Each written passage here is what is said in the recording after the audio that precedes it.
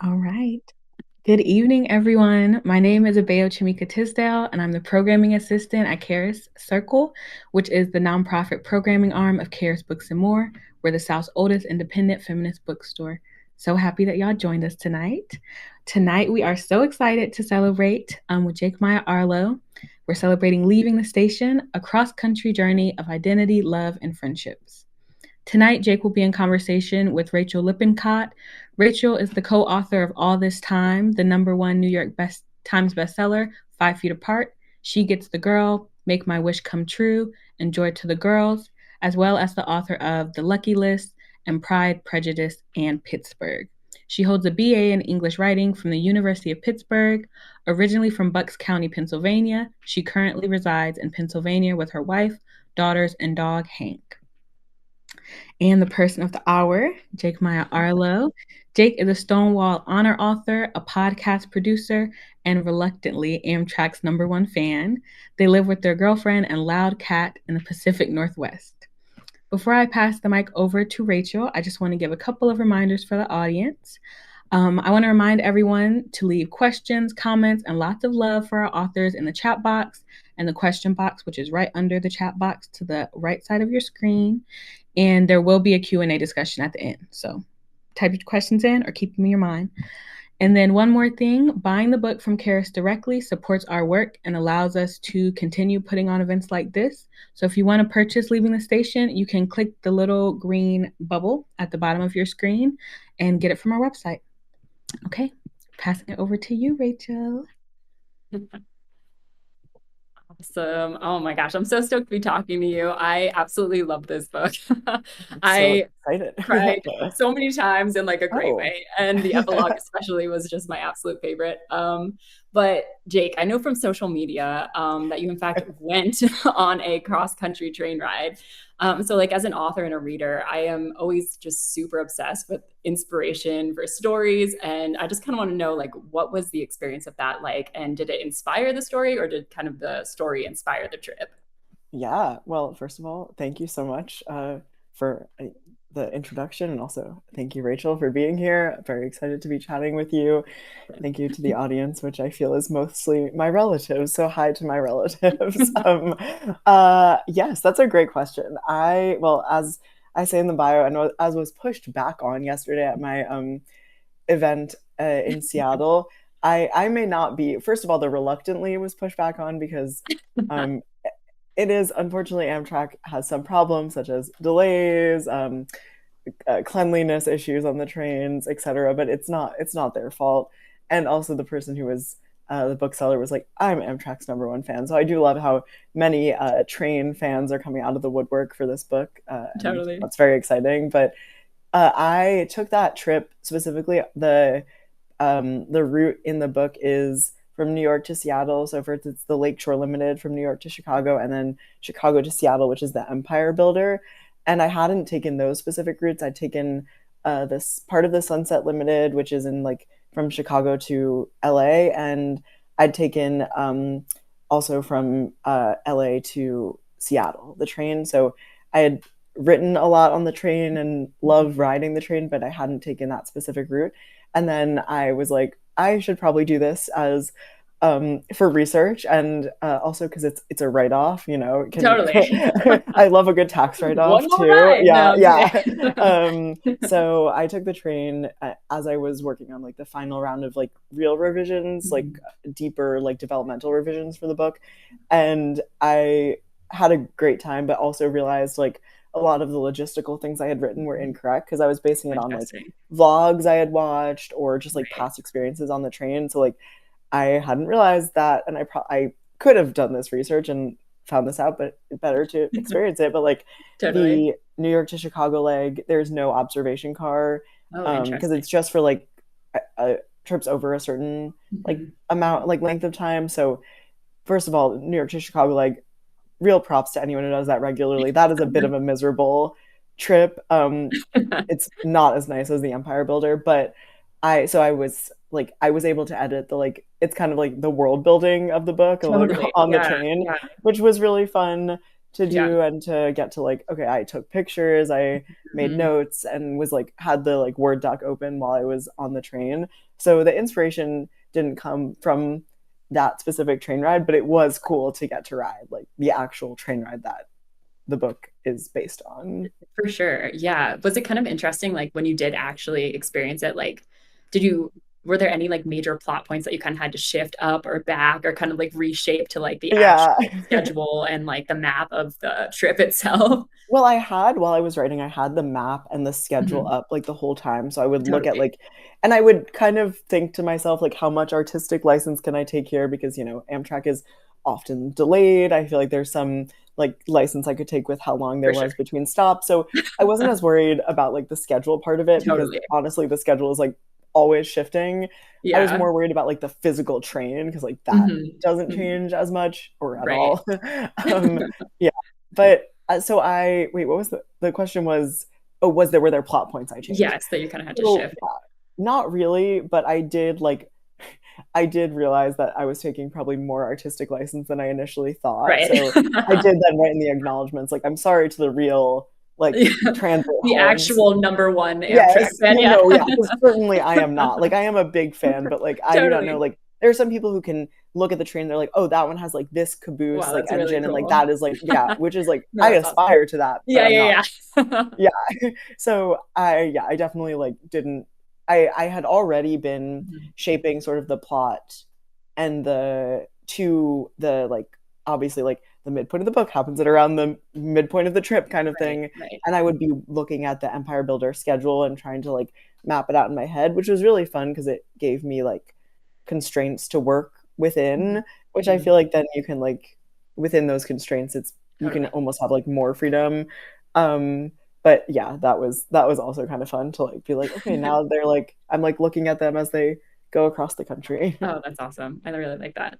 I know probably a lot of people that are in the audience now, and also including myself that read the book, are gonna want to go on a train adventure of their own. Yes. So I would love to know, like, it sounds like you've been on a couple across the US. So what was kind of like maybe one that you totally recommend, and also the best and worst parts of the trip for any future travelers? Yeah, I mean, I would say definitely LA to Seattle or Seattle to LA. That's like, I did that one twice this summer. It's like 32 hours if all goes well, which shockingly it did, but it doesn't always. Yeah. And it's the Coast Starlight. So like you're along the coast and it's in like the Southern California portion. And it's just like tremendously beautiful. You pass by in Northern California, Mount Shasta. That's really lovely. I can't say that I recommend the Empire Builder. It's definitely in like the context of this book where it's a character who really needs to like have some time alone. If you're going through a big life transition, a breakup, any just like I don't know, like a death in the family, anything that's going on, something big, I would say that may be the time to take the Empire Builder. But if you're not, like, it feels almost like less approachable because you are going through such like tremendously large landscapes, like the northern part of the US that the Empire Builder goes through. I was like getting out of the train in parts of the country I'd never been to, and totally. Which is really cool, but also kind of freaky because like in Montana, it's like that's like, I mean, I think it's literally called like Big Sky Country or like the state, like it feels very tremendous and vast, and like you feel very small. So it's a really cool trip, and I think that it's like something awesome to do, but not necessarily a like first timers Amtrak trip. I would say the Coast Starlight's a good one. Do the 32-hour trip first. 32-hour, which still that's plenty on a train. For sure. Yeah. No, definitely. So this book like really dives into, and the train ride kind of really focuses on this exploration and deconstruction of gender and religion and sexuality and kind of finding yourself. But more than that, like, you know, just showing up for yourself, your whole self. And even if that self is still kind of figuring things out. Absolutely. And I saw kind of on Instagram that this book took like 10 some drafts to write, 4 years. And I just kind of like want to know, however much you feel comfortable sharing, like what the experience for you of kind of writing this story looked like as the author and kind of being in dialogue with these characters and this experience. Yeah, that is like a question I have also been thinking about. because it didn't take, I wasn't like writing it actively the whole time. No, totally. I mean, yeah, which would be a nightmare. And that would be, I would not be here, I think, to tell that story. Yeah. But I started writing it I got the like germ of the idea happened in 2019 when I was writing How to Excavate a Heart, because I wrote part of it on a train, like on the train. And I was like, this would be a really cool setting for a book. But I didn't do anything with that. And then in 2020, when obviously no one could go anywhere, I was like, it would be really fun to write a book that is set on like a journey, because right now I can't go anywhere. So I started drafting the book and wrote like a very rough first draft in 2020. So 5 years ago, about 5 years ago, because it was the fall of 2020. And then I didn't feel like, for whatever reason, I just didn't feel like it was the like right second book for me, which I get it. I think now I understand that's sort of like a false, that's not like a real thing. And also, who was I to think that at that time when like I had no books out and I was like, it's not good for my author brand. Like I was like, okay, I'm like 20. I also very much get that too. Yeah, 22, like in my childhood bedroom. Like I don't know so, but my brand is totally messed up by this. Right, yeah. So I was like, this, it's too like, it was a very different book then, but it still felt almost too, I didn't even think I was like at the right level of writing to write it. Like I felt like it was almost more ambitious than my skill level at the time. Because I hadn't written like dual timeline, and it felt more complex than like something that was just like a straight over the plate like rom-com. So I took a break from it and I tried writing probably 10 other young adult novels and wrote varying degrees of drafts, like between like just a pitch to like a 50 or 60,000 word draft. So I have like a lot of like manuscripts that are in the ether but not good, and I went through like I feel like I was going through like a very like author identity crisis, which is interesting because obviously they're like just like the identity crisis parallel with the book, I feel like parallels pretty well. But eventually I think in 2023 I finally picked the book back up again, and I just read a draft and I was able to read it with very fresh eyes. And it was like I was saying, a very different book. There wasn't as much of like the gender deconstruction or the religious deconstruction or even really like just sort of any of it. Like it was all very different, but I was able to start making connections with like potential themes, which was cool because I was able to read it like as just like a reader of the book and not as the writer. It's really, which is nice and also scary because I'm like, wow, this has so much, there's so much work I need to do on this. But I then was like, I think I would like to work on this. So from like 2023 until sometime late last year, I was working on it and wrote like many drafts. And I think there's very little from the 2020 draft that's in this like final draft, but except sort of like the germ of or like the seed of the idea of that initial draft. Yeah, I always think that's so interesting. Like, I feel like after like She Gets the Girl, I very much had a similar experience where I was just like writing draft after draft and like really trying to find like kind of the right story. And then I kind of like came up with one. And then I found this like journal when I was just kind of like cleaning out our basement or something, and it had almost an identical idea from like 4 years previously, and I just like had totally forgot about it. It's just funny, it's like like something that you've been clearly like chewing on the whole time, but you didn't realize it. Totally. Sometimes you just have to like wait until like it feels like the right time, or you feel ready to tell that story. Are you working on that one now or no? I am actually, it's gonna be my release next year. But it was just like so surreal where I was like, I finally like figured this out and I got all the puzzle pieces, and then like me from like 5 years ago had already like done most of the heavy lifting. But that's like that. It feels good. Also, it is nice just to not have to write like a draft from scratch. Totally. Yeah. You're like, there's something here, which is really amazing. So there were so many moments in this book that like just really, really resonated with me. And the first that I really want to talk about is paraphrased by you in kind of like one of those infographics, where you have all those arrows that like are trying to tell bits of the story. And it's do I want to be with my boyfriend or do I want to be him? And then oops, I want to be him. And there's like this moment that I think really spoke to me kind of in the book. And they're in this apple orchard, and it's Zoe and Alden, and they're like jumping and trying to reach these apples.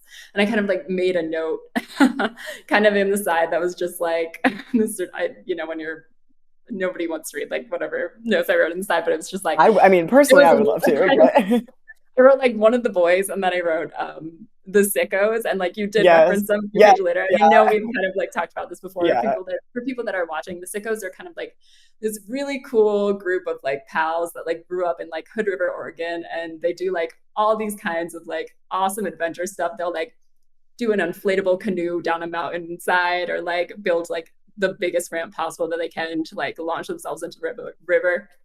And for me, like watching them, and there's always kind of like this visceral feeling and like this almost kind of sadness that I get. And I'm like, I'm never going to be like an early 20-something dude in Oregon, like doing backflips into a river with my best friends. So I kind of like, between those two, like I kind of want to know, what was it like kind of diving into this complex relationship between Zoe and Alden, and kind of this very like, it felt very like Ring of Keys moment to me from where it was like maybe that I was like him in some way that I didn't know how to articulate, like feeling that kind of exists for Zoe. Yes, yeah. We have a commenter who said we all want to be foiling on the Hood River with the sickos. Oh my gosh, don't we just? So true. But yes, which I guess plug for both Rachel and I for the sickos, because they're great.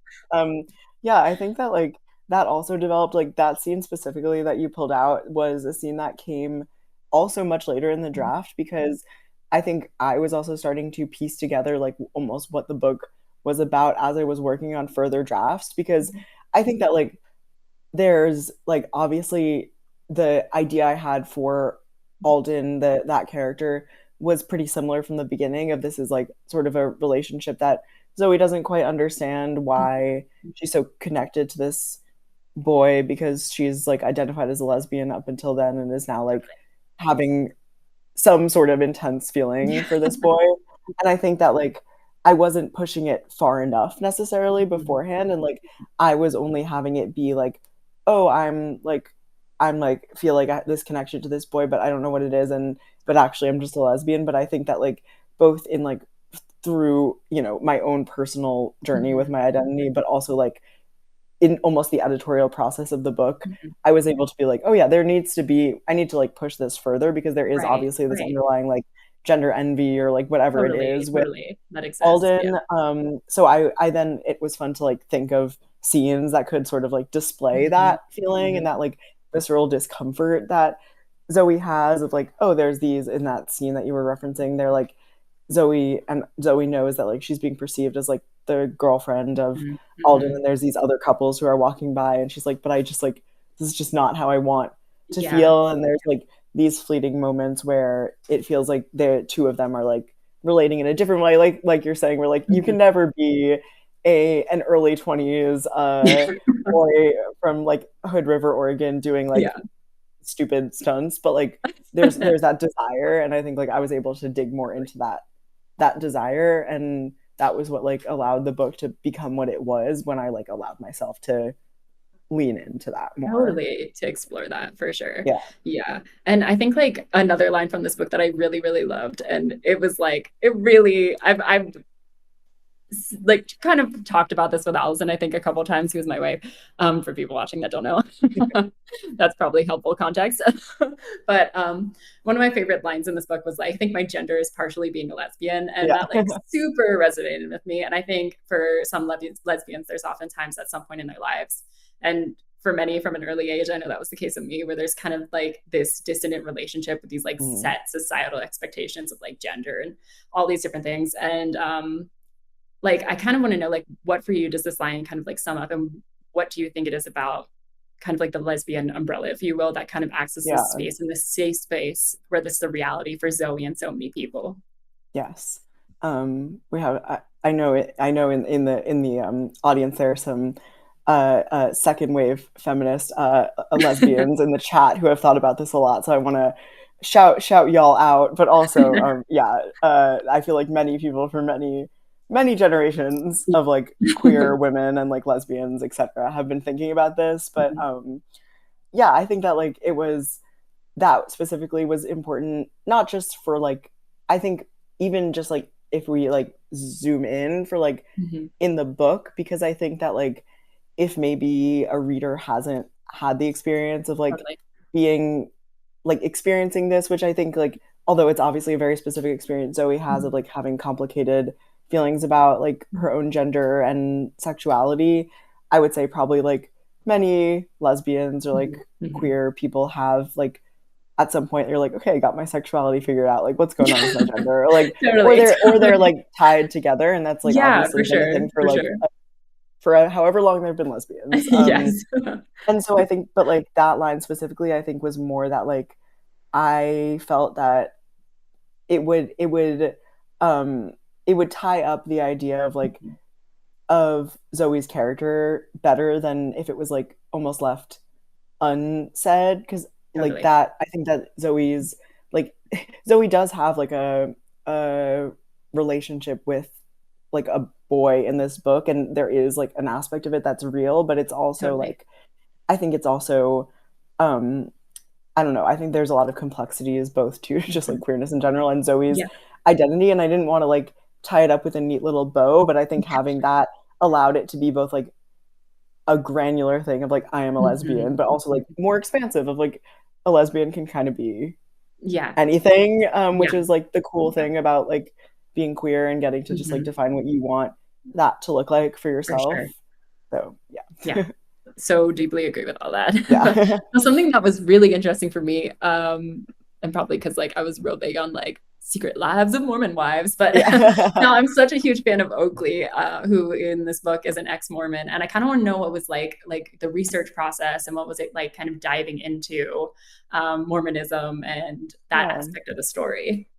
Yeah, I would say it wasn't just like for the story that I have like this very deep interest in like Mormonism and religion, but I grew up knowing some people who were Mormon, and I have like a lot of people in my life who are ex-Mormon or like queer and ex-Mormon. So I think it's always been like an interest for me, just because I am very interested in like religion, and especially like higher demand religions, that because it's just not something that I've experienced or that I've like deconstructed, but I already saw like the parallels there between like when you are deconstructing religion, like you can deconstruct anything in your life. And so like, but like deconstructing religion is something that is like a very concrete thing that like a lot of people who are like ex-Mormons or ex-evangelicals have had to go through. And separately from writing this book, I like watch a lot of YouTubers and listen to specifically like the podcast Mormon Stories, which is a podcast that comes out maybe 8 times per week, no lie, and each episode is probably 4 hours long. And but the thing I love best about it is it's conversations with usually like ex or post or questioning Mormons, hosted by like a very cool like psychologist / ex-Mormon named John Dehlin. But it's very like, the thing I like best about it is that it's like a way to hear someone's like personal story, and like they open up in a way that like you don't just hear a lot. Like it's usually like a story starting from like their childhood through to like the present day, which like I think what I'm interested in most is just like human stories, and like what I'm like through that, like that is like that the Mormonism aspect is really interesting to me, but there aren't that many outlets of just like hear someone talk for 4 hours about their life, and that's like really cool. And like but also separately, I am just very interested in Mormonism, and like I would say it's sort of like definitely like a special interest of mine. And like I've had a lot of people who are like Mormon or ex-Mormon in my life who are like, like way too like like very specific details that like you probably should not know. And I was like, unfortunately, yes. I'm in deep. Yeah, truly. And also if there's any questioning Mormons or queer ex-Mormons who want to chat, always hit me up. I'm always down to talk about Mormonism. But yeah, so it was separate from like, I always envisioned Oakley as like a queer ex / questioning Mormon character, but actually that came first, and then like the gender deconstruction and the other like life deconstruction almost came second. And it was through realizing that like Oakley's deconstruction like paralleled Zoe's deconstruction. Like I wasn't able to see that until, like I was saying, I read the book for a second time after taking some time away from it. Yeah, so that was like very interesting to be able to like see that theme within my own book. And for it to kind of come almost like naturally. Yeah, without recognizing it. Yeah, exactly. That's cool. It's fun how stories do that sometimes. Yeah. I definitely have had that happen too, where they're like, and then there's this second plot, and you're like, oh my goodness, yeah. Right, like it sounds very like esoteric. You're like, oh, the characters are like speaking to me. Yeah, kind of. They just did what they wanted to do. Yeah. Mm-hmm. But yeah. Also, one of my favorite characters was Aya in this book. For those of you who have not met Aya yet, she's this 10-year-old that knows just a bunch about trains and like is reading Percy Jackson. It's just super cool. I think I've maybe kind of realized it more since kind of becoming a parent. I think there's just like something super like powerful and healing when you see an element of yourself kind of in a child, whether it's like, I don't know, like a precociousness or like with my youngest Louie, like the back of her head and her ears are like identical to mine, to the point that like if I look at it too hard, it like trips me out. And I'm like, I can convince myself, I was like, is this me? But anyway, like there's just something I think that's just super like healing. And like in those moments, I do kind of have this almost like wave of empathy for myself, and also like forgiveness kind of in a sense. And I think I kind of want to talk a bit about like her inclusion in this story, and kind of like, this book obviously explores like these deeply personal topics, and both Oakley and Zoe kind of have this relationship with her, where you see different parts of, I think, their childhood and also just their life, and like kind of come out. So I love secondary characters. No, I mean, well, first of all, thank you for sharing that. That's very sweet and also sounds trippy. But yeah, it is. I would say, and also thank you to Nicole Sanchez, who's saying there needs to be more conversations about gender. I agree.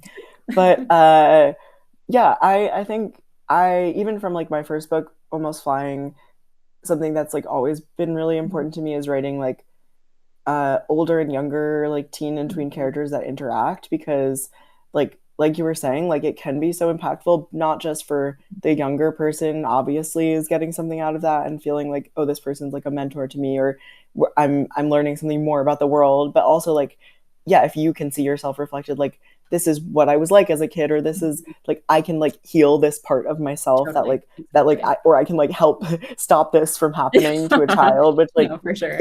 You can't obviously, but there's like something nice about that. So I think to me, I always like including either like younger characters or like an older like queer mentor characters, because I think having that like, even it's not like intergenerational, but that even that just like interage of like, because this is like a young adult novel, so having like other younger characters, I think is having that like reflection of like there's many ways that like kids and tweens and teens experience the world. So like you were saying, they definitely, both Zoe and Oakley have their own like things that they're both like projecting onto Aya, or that like they are like learning about themselves through Aya. And it was also important to me that like she had her kind of own arc, because initially Aya didn't have like, I won't spoil what the arc kind of is, but there's like I also like everyone who's on the train who are like, I guess Zoe, Oakley, and Aya have a reason that they're on the train, like whether or not they know that. So that was like also important to me. But I think especially like you were saying, this summer I've been lucky enough to spend like a lot of time with like kids, because I worked at a camp, and I definitely, it feels like especially even more important just like that, like both kids have someone that to like look up to, whether it be like a older queer person or someone who's like, I don't know, shows them a path they can take, and also that like getting to work with kids and getting to like spend time with kids, because it always kind of trips me up when children's book authors are like, I don't actually like spending time with kids, which is I suppose valid, but I'm like, for me that's also why I love writing books for kids, because when I get to do like a school visit and I get to like, I don't know, think about how I could like help a kid like process their life. No, for sure. Yeah, I totally agree with that. Yeah, I feel like I'm always like my most inspired after I do like a school visit, or I get to actually talk to like the teens or the readers. It always just, it makes me like want to write more, which is the best feeling for sure. But and I feel like you kind of like mentioned it when you were talking about that, just how like everybody on the train kind of has, even if they don't know it at first, like a reason for being on the train. And there were just so many excellent secondary characters. There's Aya, and then Virginia, and like also Edward, like the snack conductors.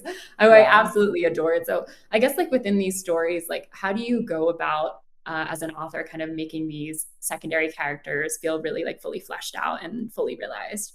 Yeah, I think I was thinking about this because like for this one, I don't know if they do all of them, but that also is like almost part of it because I think like there is some like there's something very heightened about being on the train. I was talking about this yesterday that like I truly met people when I even this summer when I took the train that were like even more like eccentric and strange than like the characters I wrote about, which I am truly I challenge anyone to take a train ride longer than 24 hours and not find someone who is like very, very cool and weird and like you can talk to for many hours about their life. You had to like tone it down for the book. No, literally. That's yeah, too much. That's too much. Yes, yeah.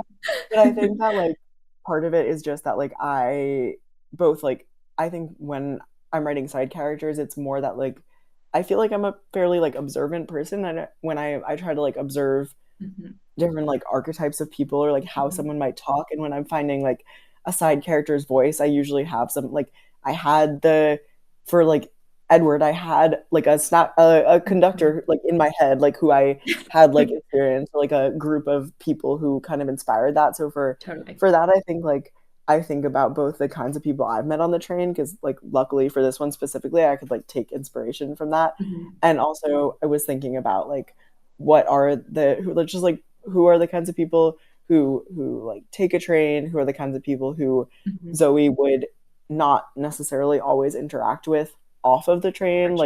Even Zoe mentions it, like you wouldn't have this interaction. There's no reason to always like go up to someone and talk to them, but on the train there's almost it's like there's such a culture of just talking to people because that's all there is to do, which is really nice and also can be very strange for people who aren't used to that. So I think I was like trying to think about that of like who are the kinds of people that it would probably like it would be like it would benefit Zoe to meet and then just like kind of grew it from there, the list of like characters of like I don't know, people in the train. I didn't have any like specific like I wasn't like keeping track of all the people who are on the train that I probably could have and should have, but yeah, that was kind of the like general thing. No, that's great. No, yesterday you had a great chat with Susan Witherspoon and there was actually a couple questions that I just really absolutely loved.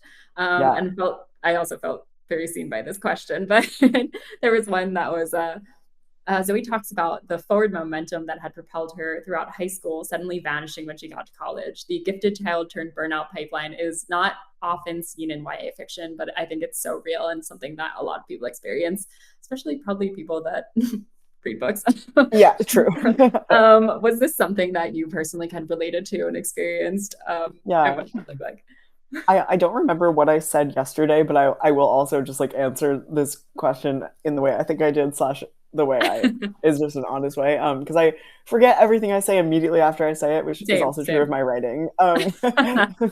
But yeah, I there were some parts of it that I think I experienced, but I was talking about this yesterday. I had this very strange thing senior year that my mom, who is in the chat, can attest to. But like I kind of realized like I was like applying to college is stupid. Like why do I have to make a decision at like 16, 17 that is going to like impact the rest of my life? Like I don't want to be applying to all these schools that are like these like prestigious quote unquote things because like it's all fake anyway. And it was a very like 17-year-old thing to think and realize. But I think that I had some almost like some realization of like the pitfalls of putting so much of yourself into your like accolades and putting so much of yourself into your academic achievements when I was fairly young, but I didn't like do anything with that knowledge. Like I still followed like a very traditional schooling path and college path. So so there was something there, but it didn't quite manifest, which I have a lot of empathy for my 17-year-old self. But I think that like with Zoe and with this book, I wanted to like Zoe does at the beginning of the book have a very traditional like path to just like adulthood. But like there are so many other ways to become an adult, and you don't have to go to college. You don't have to do X, Y, and Z. And I think it's hard because especially in YA, most YA takes place in high school, which makes sense because that's the age of most YA protagonists. But this is at the very beginning of college, of like college age. And so usually with a high school YA, you're not seeing what happens to these characters or where they choose to go to college or the after. So having characters, like, not to sort of, I guess, spoil anything, but just take slightly alternative paths to adulthood was really important to me, because when I'm showing this like age group, I want to make sure, like, well, first of all, like, just many people don't go to college, or many people don't do whatever it is, or can't, or don't want to. So yeah, I think it's like, it's also good, like you were saying, probably the audience for this book may be specifically the people who need to hear that the most. No, for sure. No, I definitely highly related to that part of the story. Yeah. And I feel like also just kind of like the deconstruction of self happening at the exact same time that the burnout, it's like, it always hits at the same time. They're holding hands, you know? But for sure. I definitely want to say we probably got about 5 more minutes of chatting. So again, if you have any questions, there is the Q&A box down at the bottom. If you have any questions for Jake. Also, I love that like Venezuela and Colombia are coming out. Shout out to Latin America. That's amazing. So I feel like I definitely want to talk a little bit about like writing process. I think, you know, anytime there's like an author chat, there's maybe some people in the audience that are, you know, aspiring authors. So, you know, obviously with this idea, we kind of talked about how you kind of started writing it and then came back to it. And then you had like a series of like 10 different drafts that you wrote. So I just kind of want to hear a bit about your writing process. Like when you have an idea for a story, are you somebody that kind of will like write individual scenes? Do you outline? Do you just kind of sit down and go for it? What does that kind of look like for you as an author? Yeah, I am also always curious about authors' processes, and honestly, it depends on the book, but I'll speak to this one because that's the book we're here for. But I am typically an outliner. I do need to know at least something of what happens, and especially for something like this where there's specific stops on a train, like I do need to like have that mapped out. And luckily it is literally mapped out for me, but like not the like plot and the character arcs, but at the very least the journey. But also I did decide to make this like dual timeline, which I had never done before, and which is like not an easy thing to do, I would say. And I think initially I did have I outlined it, and I had the dual timeline because that was an idea from the beginning, but the two timelines weren't as like interconnected, and so it was hard to I think see the forest for the trees at the beginning. So I wrote this draft with, you know, one idea in mind, and there was like a fake dating element. It was all like there was a lot going on that did not a lot changed. But I think like the core things were truly just that it was like on the train and it was dual POV. But my process after, I usually like will write a draft, and I usually write totally in order. Interesting. I don't ever write out of order, but for this book I did, because of the dual POV, dual timeline. Not dual POV, dual timeline. I had I had some ideas for scenes from like the two POV or the two timelines are on the train and then like in the first bit of college. So I had some ideas of like scenes that might happen in the first bit of college, and I wrote those separately. None of those I think made it into the final draft of the book, but it did help me get a sense for like the world of the like of the college and the world of like what Zoe was experiencing then. And for this one, again, it was really helpful to be able to have that like schedule and the like stops and be able to map out like the points that go along with it, the emotional beats that go along with it. But I think having that space from it, people always say how beneficial it is to have space from your manuscript. I'm always like, okay, but I could do it faster if I don't. Same. I'm the same way. Yeah.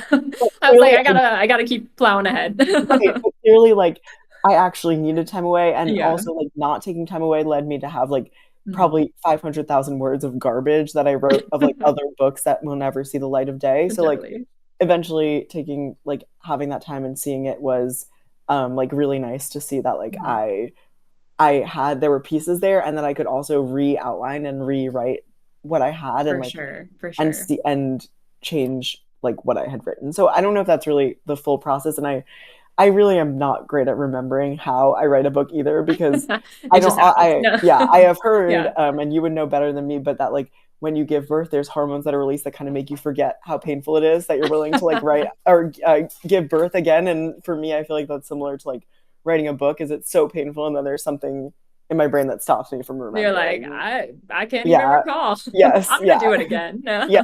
Yeah.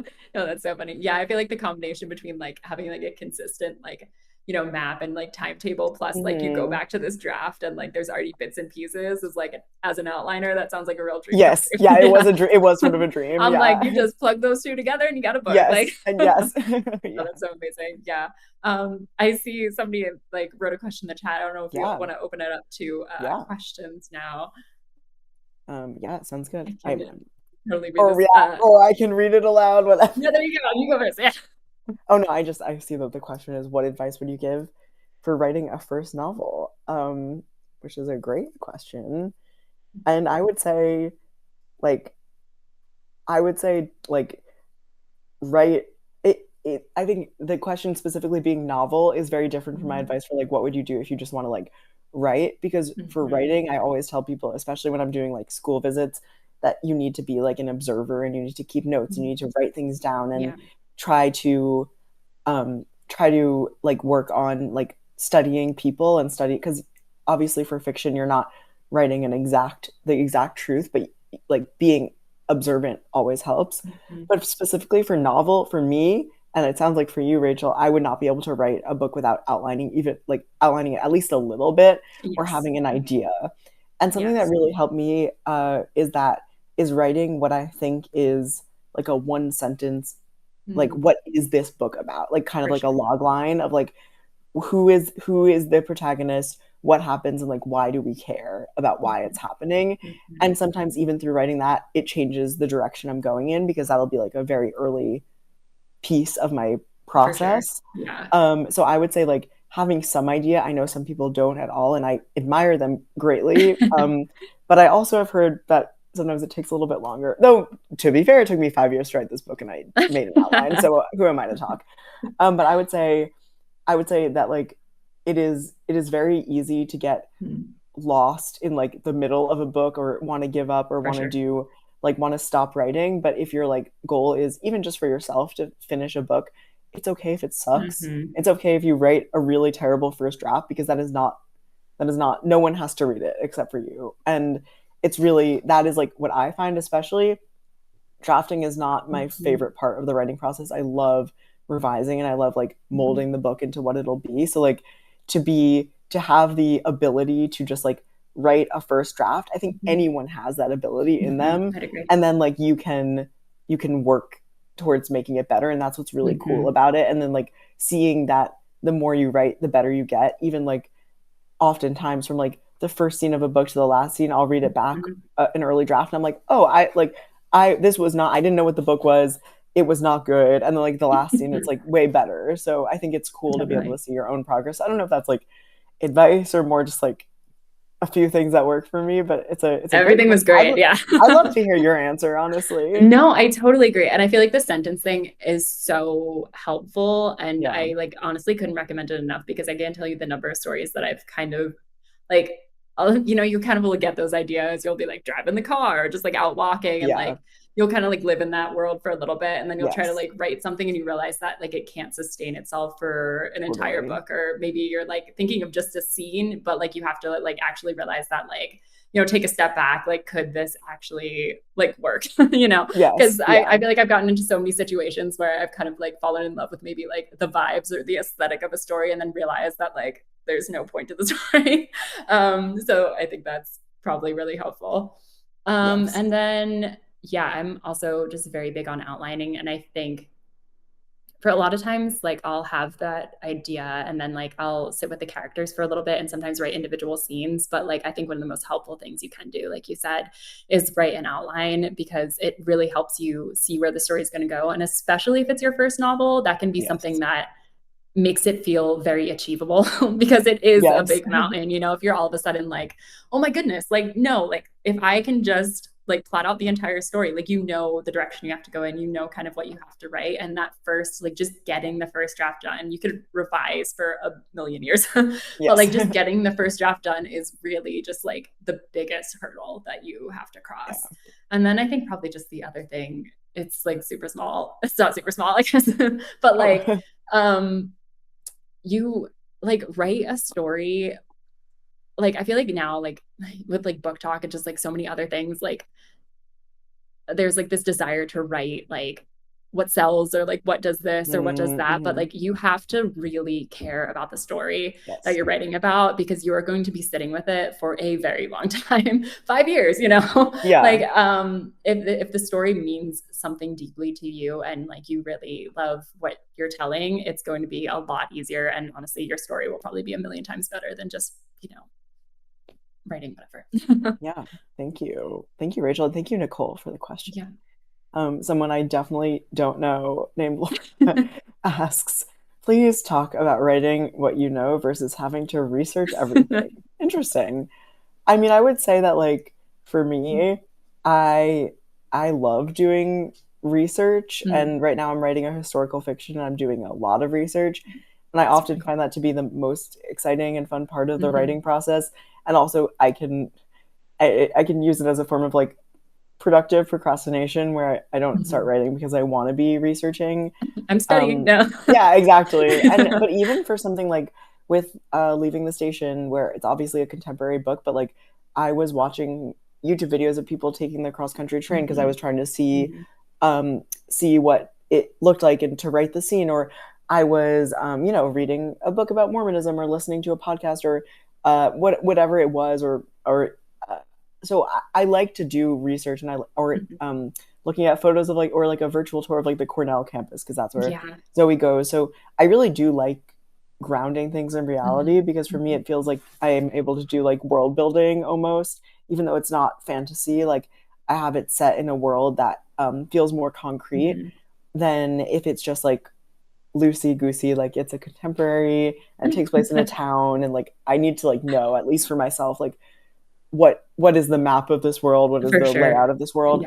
And I think that like writing what you know, I think that like obviously that always comes from like the emotions. Like I feel like I write a lot of like the emotionality of my characters, and that is like, but I think everything is kind of, I think writing what you know is almost like you're always writing what you know, because you're always writing, you are only perceiving the world from your own from your own point of view. So there's no way to not write what you know. So I don't know, I think like I am always doing like this research just to try to build out a world, and whatever then like internal emotion of the characters comes from me, because that's all my own internal view of the world is the only one I've experienced. Right. Your stamp will be on the story. Exactly. Yeah, for sure. Yeah, that makes a lot of sense. Yeah. I could answer that one too, but I would like to. No, I feel like the one that I probably wrote the least of what I know was my very first one, like 5 Feet Apart, and that was obviously the experience of like 2 teens that had cystic fibrosis, and that was like I was writing it based off of the screenplay, but then at the same time like I was in dialogue with like respiratory therapists, and like Claire Wineland like heavily fact checked everything, and so I feel like in situations like that, like the research has to be obviously like very close to like the lived experience of these people. And I think like without Claire and like her stamp on the story, then it just like, there's no possible way that I would have been able to write the story at all. So I think that was like definitely very big. And that was, and then just, I think everything that you said with all my other books, like, I feel like, and even that one, like it's just as you're writing from yourself and you're writing from your point of view. So it's like impossible to just not have that stamp on it. But and then there's, there's another question. Curious about if your writing process varies with writing middle grade versus young adult. Yeah, you are a middle grade author as well. I don't even see that question. Oh, really? And would you ever consider writing outside of those genres? Oh, yeah. And then I see another question which we can answer next. But and there's a question in the chat, and then there's question in the there's questions everywhere. Okay.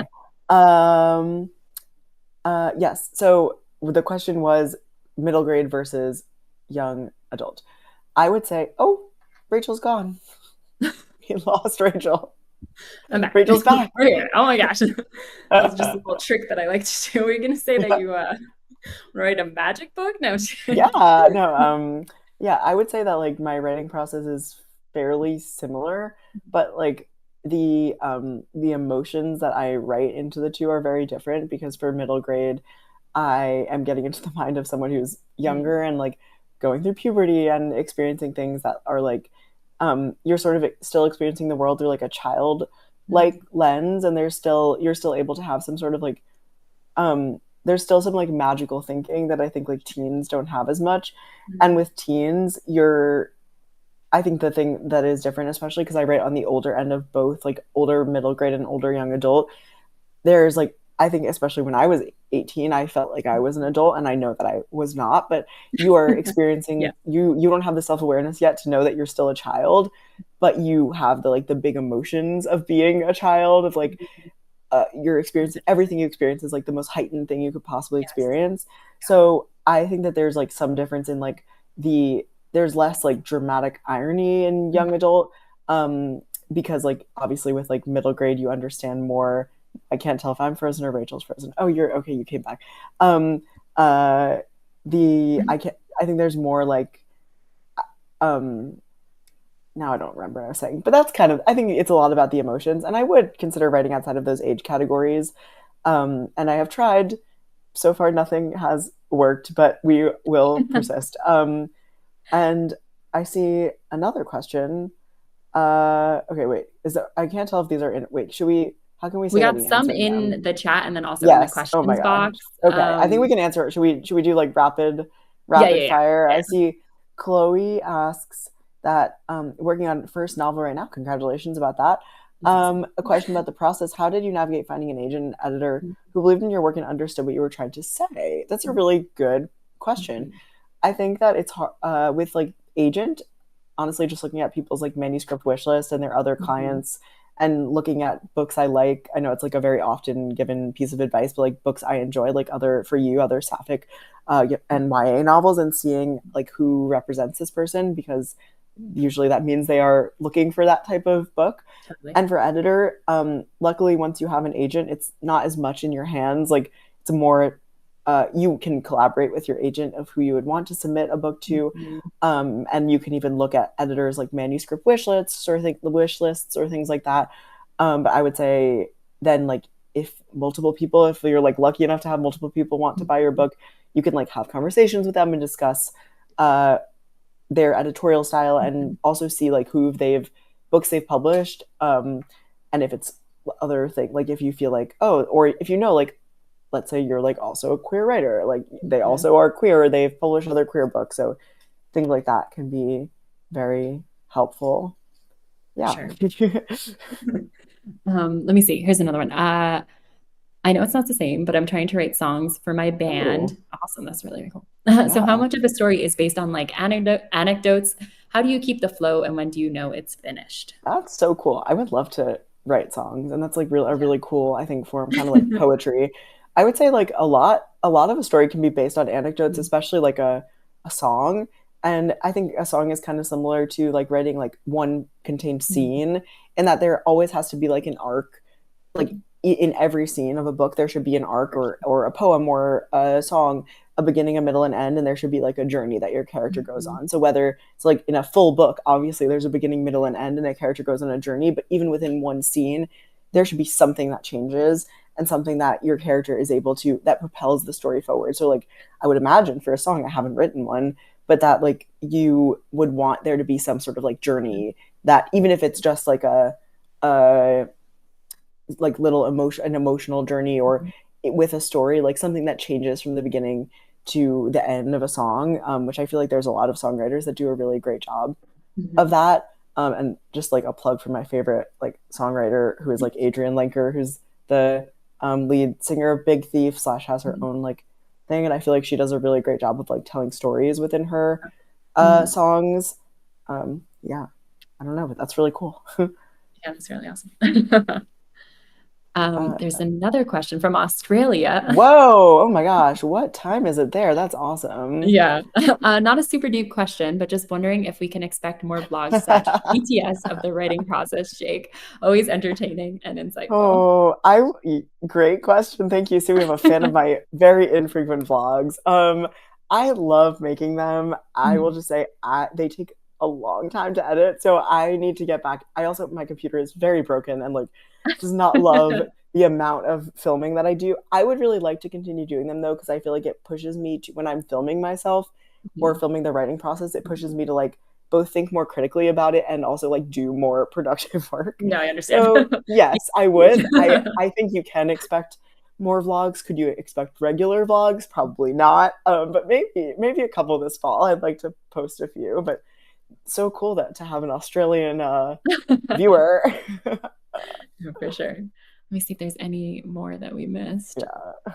Or if anybody else has any other questions. Middle grade versus adult, researching, band, YA. Yeah, I think we did it.